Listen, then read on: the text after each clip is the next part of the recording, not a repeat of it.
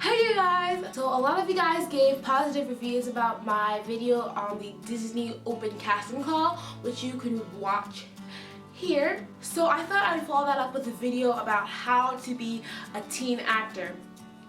This video isn't just for teens, it's for kids and teens, because a lot of the things I'm going to say here are going to apply to teens and kids as well. So just take that into consideration. Without further ado, what was that? Let's get started. So first things first, if you want to be a teen or a kid actor, you're going to need your parents' blessings, because these are the people who are going to be driving you around everywhere and who are going to be paying for your headshots and your classes and all the stuff that will need to be paid for, unless you are willing to work and pay for it all yourself. So later I'm planning to do a video on how to get your parents to agree to your acting career, but for now, just try and do your best. And for some people whose parents may just say no, well then you're just gonna have to just stay and watch the rest of the video anyway. What you want to do is show them that you're very serious about this, that you're willing to work very, very hard. The next thing you want to do if you're planning to become a kid or a teen actor is to start building your resume. Not just to put stuff on your resume, but actually to get experience and to learn about acting in the industry. This will help for like when things like Disney Open Calls come around, or commercial auditions, or auditions that your agent sends you to. You'll be prepared and you'll be ready to take on the world. So the easiest way to do this, obviously, is acting classes. So you want to look around maybe your local theaters, your local community colleges. Sometimes community colleges have classes. Maybe the biggest city near you. Look for acting classes in your area, so that way you'll learn what to do in certain situations. There are all kinds of acting classes. There's acting for film and television classes, commercial classes. There are audition classes. There are all sorts of classes, so that way you'll know what to do in every situation that comes your way. Acting coaches are also super duper helpful because they can coach you right before an audition and you'll get to see them weekly. Sometimes you can be coached from your own home, so you don't have to get up and go to a class, but they are also pretty expensive. Like they can go from about $50 for a half hour to like $100 to a half hour, depending on if they're like a guru or like if they know a lot. Mainly what you'll see is about $50 to $75 per half hour, and then more for a full hour of coaching per week. And on top of just normal acting classes, which are already a lot, you might want to take some ballet classes or hip hop classes, or maybe some voice lessons, especially if you want to be on Disney or if you want to do musical theater, because places where you have to sing and dance, they're kind of expecting you to sing and dance. You might want to know how to do that. If that's not really your thing, then don't worry about it. But dance classes are always good anyway, just to help your body and movement and free up your body. And voice lessons are also very helpful for knowing how to speak and use your diaphragm and learning how to communicate clearly. Another thing you can do to start building your resume is to start doing local theater productions. These are super fun and super helpful if you're green in the industry, which means you don't really know a lot about acting, or you don't have an agent or a manager, or you haven't really been on that many auditions. So theater is super awesome for starting out because you learn so much from each production that you do, and you'll also build valuable connections with people in your area who might be connected to like directors and casting directors in your area. Especially in smaller cities, everything in acting is really connected. You can also learn things like character development, how to work with a cast, breaking down a script, things like that that are useful for your future career. Doing theater productions can even show you if you really, really like acting, or if acting is really for you, because that's basically the beginning of where acting started. Before there was things like television and movie screens, everyone started out in theater. So there have been thousands and thousands and thousands of actors that actually got their careers started by doing theater. A few of them are Idina Menzel from Frozen and Kristen Bell from Frozen. Natalie Portman, who's like done lots of stuff, and Meryl Streep, whom we all know. Every teen actor needs a resume and a headshot. I would go more into what these are about and what you need to do to put these together. But basically, a resume is a list of all the acting experience that you have. So any productions, theater productions that you've done, any commercials you've been in, any movies you've been in, any web series you've done, any acting classes you've taken, any dance classes you've taken, voice lessons that you've taken, and just a few things about you so the casting director or the agent, depending on who you're sending it to, can learn more about you and what you've done to see if you really have enough experience. A headshot is like the #1 thing an actor needs, and it's just a picture of you like this, or like this, like this.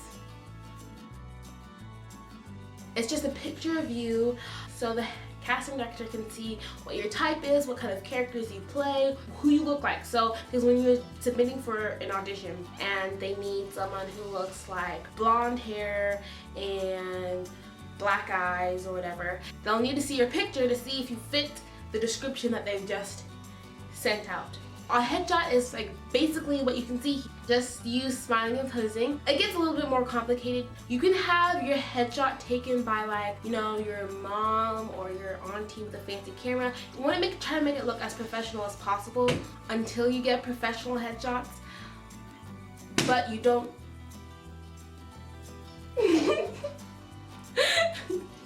My mom's right there. This is what we just showed her, so I won't. You're cutting that out, right?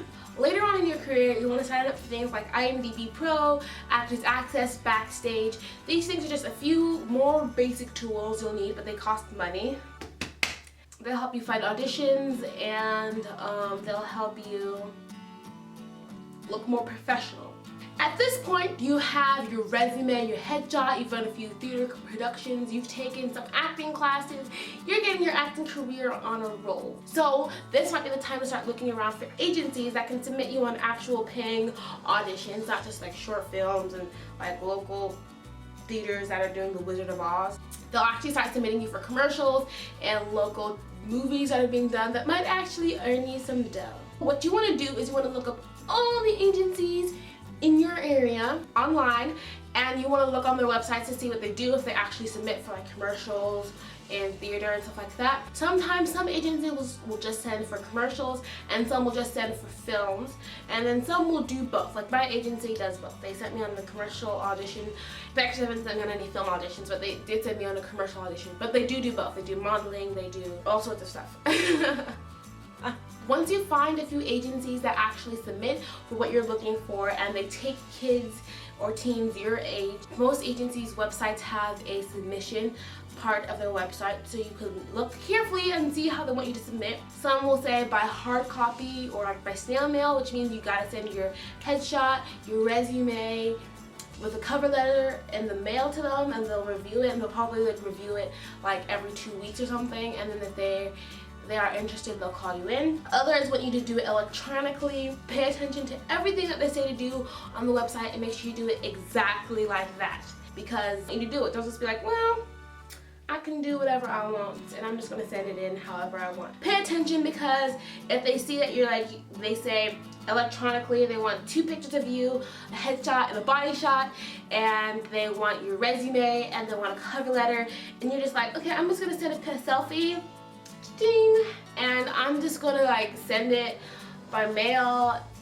They're not gonna read it. After you submitted, some of these agencies may call you in to audition or for a meeting with them to see if you're a right fit for the agency, which means they've looked at your headshot, they've looked at your resume, and they like you, and they might think that you are a good fit. Warning, if they start saying, well, you're good, you just need a few classes, or you're good but you need to pay for headshots, or like you're gonna have to pay us to be part of your agency, no bueno, that's a scam. If you get like 3 agencies that say that they're interested in you, you just need to come back when you have more experience. It just means you need more experience. A no isn't always a firm no, because agencies' rosters are always changing. Sometimes they kick people out of their agency. Sometimes they add new people into their agency. It really depends.